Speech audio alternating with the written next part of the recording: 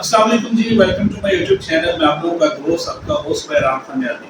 तो जी दोस्तों, आज की एक नई वीडियो के साथ मैं मुल्तान से हाजिर हूँ और मेरे साथ इस वक्त मौजूद है हसन शाह साहब और इनसे इंशाल्लाह गपशप करेंगे। मुख्तलिफ जो डिजीज़ हैं, शो के स्टैंडर्ड हैं। तो वीडियो की तरफ चलने से पहले जिन दोस्तों भाइयों ने मेरे चैनल को सब्सक्राइब नहीं किया, काइंडली मेरे चैनल को सब्सक्राइब करें, बेल आइकन पे प्रेस करें ताकि मजीद अच्छी वीडियोज़ हैं वो आप लोगों को देखने को मिले। तो अस्सलाम वालेकुम भाई। वाले कैसे हैं सुन रही है? ठीक। थैंक यू सो मच जी, आज आपने हमें टाइम दिया हमारे व्यूअर्स के लिए। तो हसन भाई, आज का जो हमारा मौजू है वो मेडिटेशन के ऊपर है।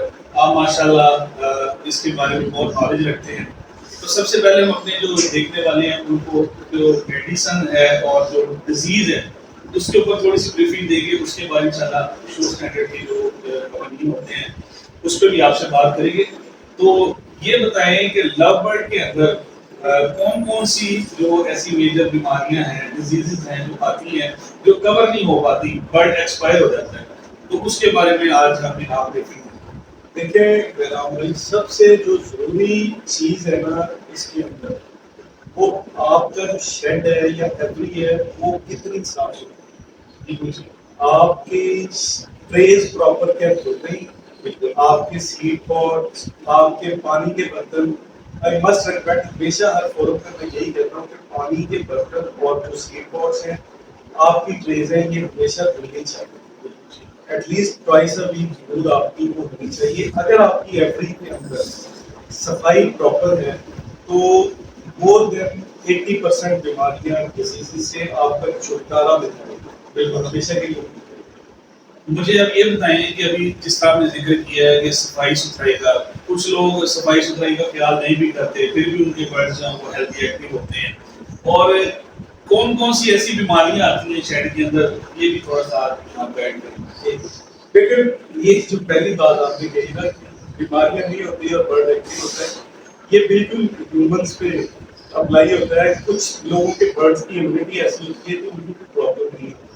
लेकिन असल में बात ये है कि आपका शेड साफ होना चाहिए, आपकी वेंटिलेशन प्रॉपर होनी चाहिए। अगर वेंटिलेशन प्रॉपर होगी तो आप बहुत सारी बीमारियों से और डेड एंड शेल और इस किस्म की चीजों से बच सकते हैं। पर आज मौसम की तरफ आते हैं, बीमारियां जो जिसकी वजह से बर्ड आपके मेजरली एक्सपायर होते हैं, वो बाइट्स का प्रॉब्लम बहुत ज्यादा और अनसीन है। ये बीमारी को आप जानते नहीं हैं, ये चुप करके कार्रवाई करती है और आपका बर्ड एक्सपायर हो जाता है। सीआरडी इसी की एक सिस्टम कंसर्न है, उसके अंदर बर्ड जाके आपका कैच के सांस लेने लगता है और वहाँ भी एक्सपायर हो जाता है। एक और बहुत वायरल डिजीज होती है आइस। आइस के अंदर महंगे से महंगा बर्ड भी आपका जो है वो इस बीमारी का शिकार होकर इवेंचुअली एक्सपायर होता है। मैं यहाँ पे आपकी थोड़ी सी बात काटूंगा कि कुछ लोग कहते थे कि आई इन्फेक्शन जो है वो सिर्फ रेड आई बर्ड को आता है। क्या ये ऐसे मुमकिन है या ब्लैक आई को भी आता है? ये चूंकि रेड आई की जो वेनोमिक इम्यूनिटी है ना वो ठीक है, तो वो ज्यादातर उसमें आता है। लेकिन ब्लैक आई में भी प्रॉब्लम है, ऐसी बात नहीं है कि ब्लैक आई में नहीं आता, ब्लैक आई में भी आ सकता है। अच्छा हसन भाई, अब ये बताएं कि जो आई इन्फेक्शन है ये एक, अब थोड़ा सा इसके ऊपर ब्रीफिंग कर दें कि किस वजह से आता है, इसका ट्रीटमेंट क्या है। मैं आपको बताता हूँ, ये जो आने की वजह है ना, आपने बर्ड खरीदा है बाहर से, वो बर्ड को लाके आपने क्वारंटाइन, और जब वो क्वारंटाइन नहीं करते आप डायरेक्टली उसको शेड में ले जाते हैं, उसकी आई के अंदर प्रॉब्लम थी या वो वायरस उसकी आंख के अंदर से आके दूसरे बर्ड्स में ट्रांसफर हो गया और वो आपके शेड में रफ्ता रफ्ता फैल गया। और फिर उन्हें पता लगता है जब वो बिल्कुल ही बर्ड जो है ना आपका पूरा शेड उसके अंदर कवर हो जाता है और बीमारियों का शिकार। फिर फोन आ रहे होते हैं कि जी हसन भाई हमें बताइए, और तब तक बर्ड अपनी आंख बिल्कुल ऐसे बर्ड जो रेड आई बर्ड है वो उसके इम्यूनिटी सिस्टम वो बहुत वीक होता है, वो वैसे ही वीक ब्लड लाइन है। तो इसका जो क्वारंटाइन है वो कितने दिन करना चाहिए इसको? लेकिन गोरे तो कहते हैं एटलीस्ट 4 मंथ आप क्वारंटाइन करें, लेकिन हमारे नहीं करते करते बस लेके यार छोड़े तो ब्रीड ले। हमारे जो है ना 6 महीने का ब्रीडिंग टाइम है एक्चुअली। जो हमारा जो है ना वेदर इस किस्म का वेदर है, तो वो इसके लिए हमें एटलीस्ट 40 डेज हमें करना चाहिए। और आप उसको 40 दिन के लिए क्वारंटाइन कर रहे हैं, उसको एवरी से बाहर आपने किसी सेफ जगह पे किसी केज के अंदर रखी। एक केज ही अलग है, इस पर्पस के लिए बना रहे, आपको बर्ड बर्ड वहाँ सारा बिहेवियर अपना शो करते हैं। उसको आई प्रॉब्लम है, उसके बेटे में उसको सोकड़े का मसला है, तो ये सारे मसले वो आपको शो करते हैं। इसका ट्रीटमेंट क्या है इन्फेक्शन? आई इन्फेक्शन का ट्रीटमेंट देखिए, आई इन्फेक्शन की दो तीन मेन काजेस है। एक काज उसकी ये है कि ये करेजा बर्ड के अंदर एक बीमारी है। करेजे के अंदर ये बर्ड आपका वो इवेंचुअली शिकार होने के बाद नजला जुकाम शुरू होता है और वो आई इन्फेक्ट होने के ऊपर आ जाता है। बिल्कुल सही। उसके बाद दूसरी वजह इसके अंदर माइट्स भी इसकी एक वजह है। माइट्स भी eventually converts into eye infection. इलाज इसका जी दोनों सूरतों में डिफरेंट इलाज होता है।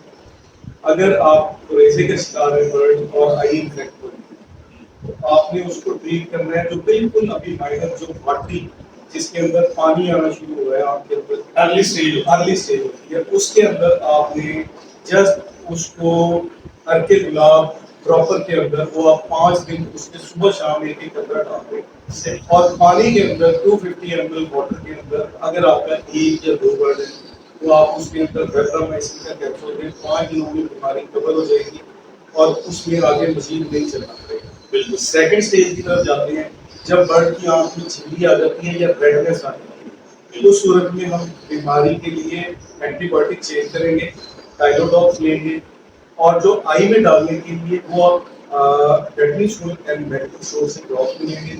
उसके अंदर आपने बोरिक एसिड मिक्स करके वो बर्ड की आंख में सुबह दोपहर शाम एक एक कतरा ये डालना है और फिर उसके बाद इंशाल्लाह ताला ये 14 डेज तक कर देंगे। बिल्कुल ठीक। अच्छा, फिर ये आपका बर्ड इंशाल्लाह रिकवर करते हैं। लेकिन एक बात याद रखिए, आई इन्फेक्शन के अंदर जो इसकी रिकवरी है ना वो बहुत स्लो है। आपने परेशान नहीं होना, ये मेडिसिन इस्तेमाल करेंगे तो इंशाल्लाह पूरा छुटकारा मिल जाएगा। और एक और चीज इस सिलसिले में, आप सबसे पहले जब भी किसी बीमारी का शिकार हो बर्ड को अलग केज में शिफ्ट करके एवरीथिंग फाइन, बिल्कुल ताकि दूसरे बर्ड्स जो हैं वो इफेक्ट ना हो उनके ऊपर, तो वो आपके सेव है। तो दोस्तों, हसन भाई मेडिकेशन के वाले से मुल्तान में माशाल्लाह बहुत नॉलेज रखते हैं। तो आज का सेगमेंट इसीलिए मैंने इनके साथ सेलेक्ट किया था। हसन भाई, एक और बीमारी इसमें आती है, सोकड़ा। जी ये बहुत बड़ी बीमारी है। इसके बारे में बताएं। इसमें न्यू फैंसियर सबसे ज्यादा डिस्टर्ब होता है बिकॉज उसको बर्ड कीपिंग का पता नहीं होता। बिल्कुल है। वो नए बर्ड पट्टों की सूरत में खरीदता है, जब वो लेके शेड में आ जाता है अमूमन अब जो अप टू 3 मंथ का बच्चा है ना, आप उसको बड़े केज में शिफ्ट नहीं कर सकते। बिल्कुल है। आप उसको प्रॉपर एक मुनासिब किस्म की फ्लाइट देंगे, इससे ज्यादा नहीं। बड़े केज में नहीं छोड़ना, छोटे केज छोटे में केज में रखिए, प्लस करे वो खा रहा है 3 माह तक उसके अंदर उसके पट्टे में इतनी ताकत नहीं होती उसकी फेस। वो फिर जब एक्स्ट्रा जोर लगाता है बर्ड भागता है और उसके मसल्स कमजोर हो जाते हैं। इन पेट के ऊपर भी मसल्स है सारे, कील बूम जो निकल आती है उसको सोकड़ा इटसेल्फ तो कोई बीमारी नहीं है, ये किसी ना किसी बीमारी का इंडिकेशन। तो उसका एक प्रॉपर इलाज होता है, वो गाइड करते हैं तो इंशाल्लाह ताला बर्ड बेहतर हो जाता है।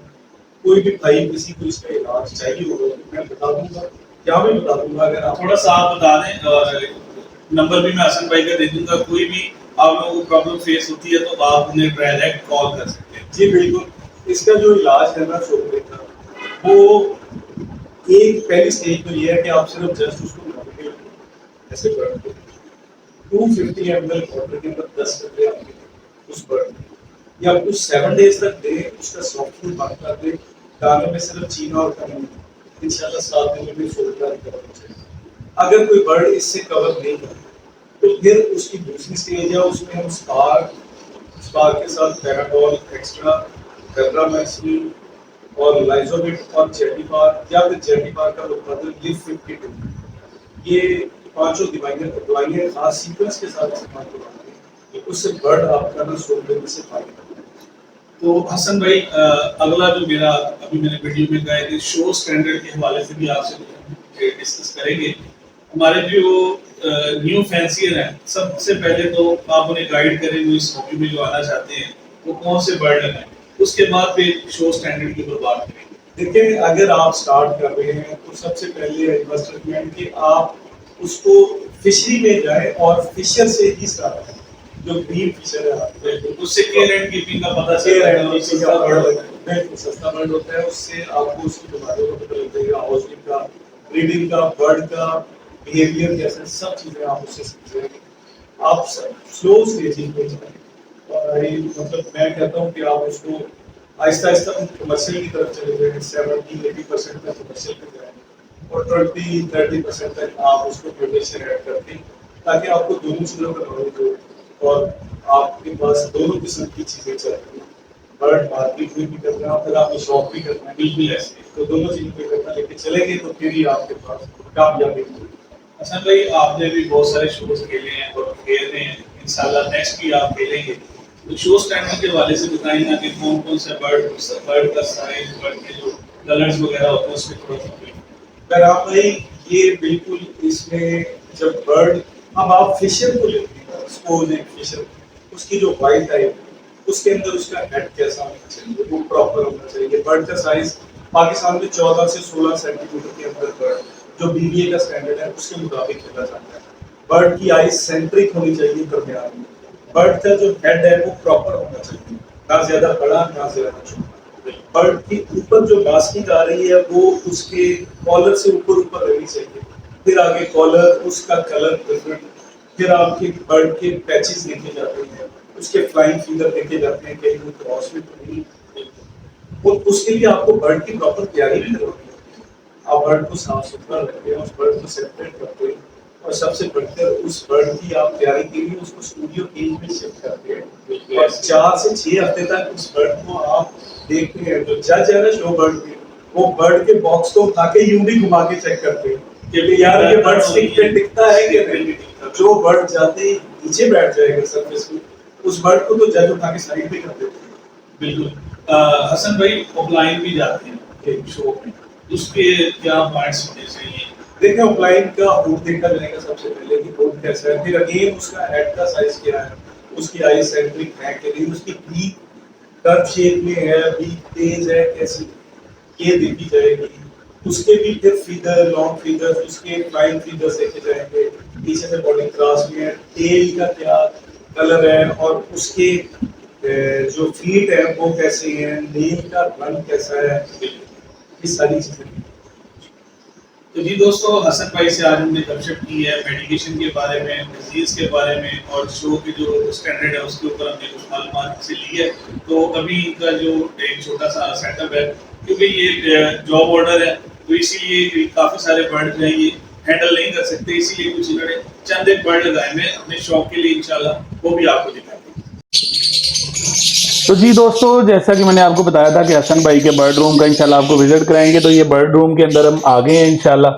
अभी आपको बर्ड दिखाते हैं, हसन भाई से पूछते हैं इन्होंने कौन कौन सी मेडिसिन लगाई है। जी हसन भाई, सबसे पहले तो ये जो आपने अलग रखे हुए इनके बारे में बताएं। जी बहराम भाई, ये एक्चुअली मेरे कुछ फॉर सेल हैं पट्टे।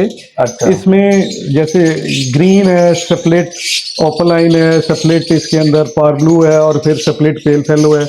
ऐसे ही वो ग्रीन यूविंग देखें, माशाल्लाह शो स्टैंडर्ड का बर्ड है, वो बड़ा खूबसूरत, और ये फीमेल है और इसके फीचर सारे माशाल्लाह पार्ब्लू यूविंग है और फिर उसके अंदर अगेन ग्रीन है, सप्लेट ओपलाइन है और सप्लेट पार्ब्लू है, फिर इसके बाद ब्लू फिशर है, सप्लेट पेल फेलो है। सही। तो ऐसे ही इसके अंदर हसन भाई, ये कौन से बर्ड लगे हुए हैं? ये जी कमर्शियल हमारे माशाल्लाह से सारे अल्बाइनोज हैं, रेड आइज। अच्छा। और इस तरह ब्लू B2 है जी।